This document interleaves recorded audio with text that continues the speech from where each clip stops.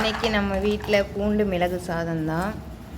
அதுவும் வெண்டைக்காய் எங்கள் கடையில் விற்கலன்ட்டு அதுவும் கொடுத்துட்ருக்காங்க. அதை வச்சு தான் பொரியல் பண்ண போகிறேன். வெண்டைக்காய் பொரியல், பூண்டு மிளகு சாதம், நாட்டு பூண்டு மிளகு சாதத்துக்கு. என் ஹஸ்பண்டை பாருங்க, அவைய கடையிலேருந்து எவ்வளோ பெரிய காலிஃப்ளவர் வாங்கிட்டு வந்திருக்காங்க. இதெல்லாம் நம்மளால் வறுக்க முடியாததுனால அதை ஓரம் கட்டிடுவோம். பூண்டை வதக்குறதுக்கே எண்ணெய் ஊற்றிருக்கேன். இப்போ பூண்டு போட்டுடலாம். இந்த அடுப்பு ரொம்ப ஸ்லோவாக தான் எரியும் பார்த்துக்கோங்க. அதனால் இது வதங்க லேட் ஆகும். அது கூடவே 5 வரமிளகாய் போட்டிருக்கேன்.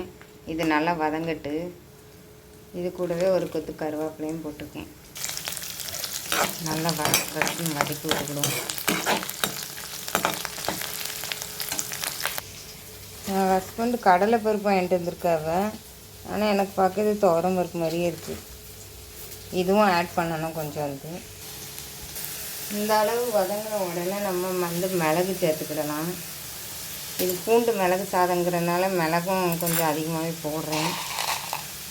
இந்த அளவு மிளகு போட்டிருக்கேன். பெருக்கணும்னு பயமாக இருக்குப்பா.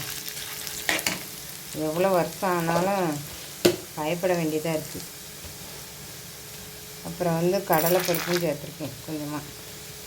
கொஞ்சமாக இல்லை, இது நிறையவே சேர்த்துருக்கேன். ஐயோ, வரமிளகாய் விழுந்துட்டு அது நான் அதை எடுத்து போட்டு அரைச்சிடுவேன். ஆமாம், இதில் உளுந்தம் பருப்பும் சேர்த்துக்கலாம். இப்போ என்கிட்ட உளுந்தம் பருப்பு இல்லை, அதனால் இதை மட்டும் போட்டு இது கொஞ்சம் வதங்கினதுக்கப்புறம் மிக்ஸி ஜாரில் போட்டு அரைச்சி எடுக்க போகிறேன். இந்த கேப்பில் வெண்டைக்காய் பொரியலுக்கு 2 பெரிய வெங்காயம் கட் பண்ண போகிறேன். இந்த அளவுக்கு வதங்கியிருக்கு. இதை கொஞ்சம் ஃபேன் காற்றுல ஆற வச்சு அரைச்சி எடுத்துக்கிடுவோம். வெண்டைக்காய் பொரியலுக்கு வெட்டிட்டேன். மிக்ஸி ஜாரில் மாற்றிடுவோம்.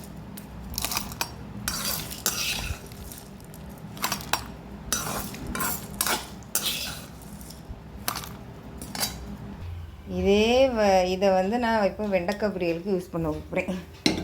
கழுவுறதுக்கு முடை தான். இதில் எண்ணெய் மட்டும்தானே இருக்குது. எண்ணெய் காயறதுக்குள்ளே எல்லாத்தையும் போட்டேன். அது இனி பொரிஞ்சு வரட்டு. அதுக்குள்ளே நம்ம இதை அரைச்சி எடுத்துருவோம். நடுவில் கிடந்துட்டு இந்த ஒரு வரமிளகாய் மட்டும் இதே ஆக மாட்டேங்குது. இது பிச்சு போடுவோம். இந்த அளவுக்கு அரைச்சி எடுத்துருக்கேன். சாதத்துக்கு தாளிச்சாச்சு. இதில் கடுகு, சீரகம், கருவேப்பிலை, அதுக்கப்புறம் வரமிளகாய், அப்புறம் ஒரு கட் பண்ண பெரிய வெங்காயம் போட்டு தாளிக்கேன்.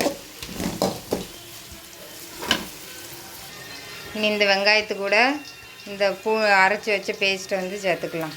பொடி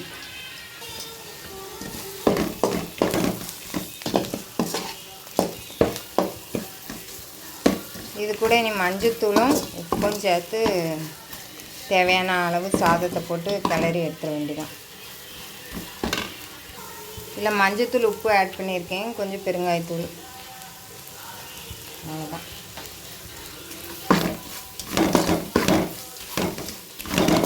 இது என் பொண்ணுக்காண்டி தான் செய்கிறேன்.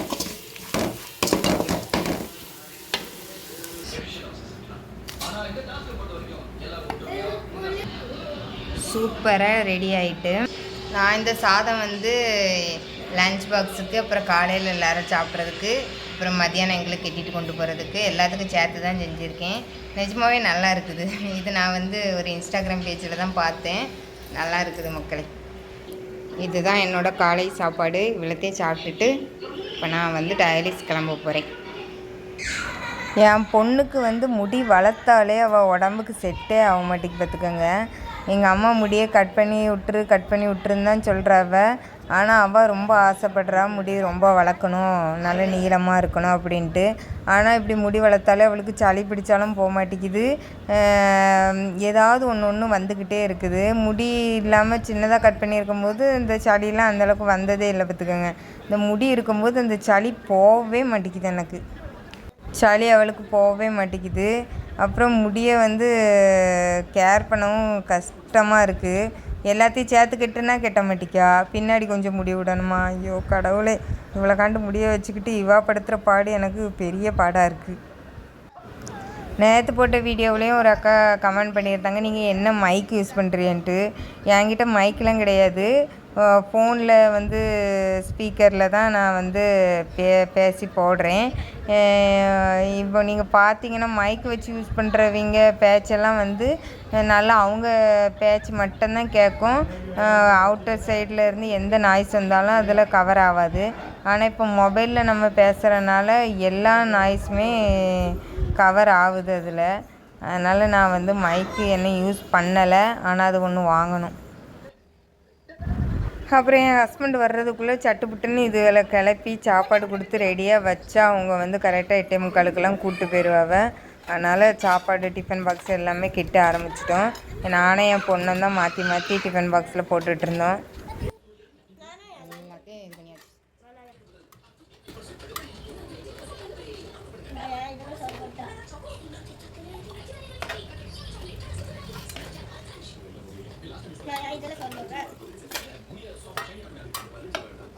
இவன் முடிங்க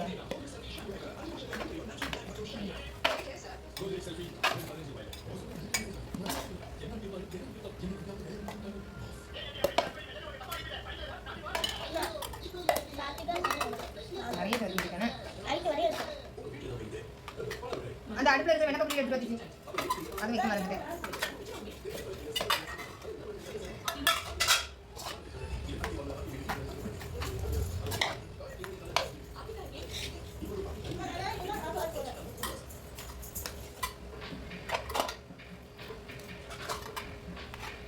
நிறைய போடணும். என்ன கொஞ்சம் சாப்பாடு நல்லா இருக்கு.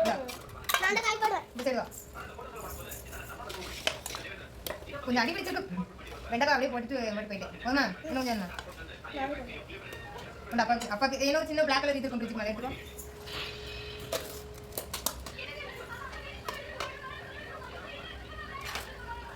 இப்போ பசங்க கூப்பிட்டு பிரிட்ஜுக்கு மேலே இருக்கும் நிலமே சொன்னேன். அந்த கிலத்தை மட்டும் எடுத்துருவா.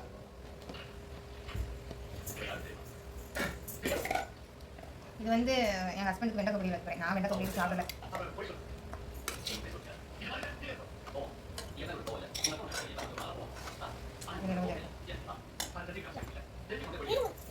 அடி பிடிச்சிட்டு இந்த அளவுக்கு கொஞ்சம் தவிர்க்க 2 கரண்டி தான் இருக்குது. சாப்பாடு நீ நைட்டு வந்தாலும் இருக்கு. சாப்பிடுவா. உனக்கு நான் காலையிலேயே பூண்டை உரிச்சு கஷ்டப்பட்டு செஞ்சா உனக்கு புளிச்சோறு மாதிரி இருக்குன்னு பூண்டு மிளகு சாதத்தை புளிச்சோறுன்னு சொல்லிக்கிட்டு இருக்கான். வா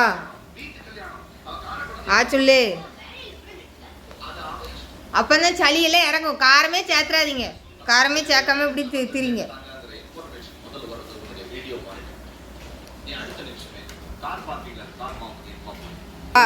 என்ன 2 வாய் தான். வா வா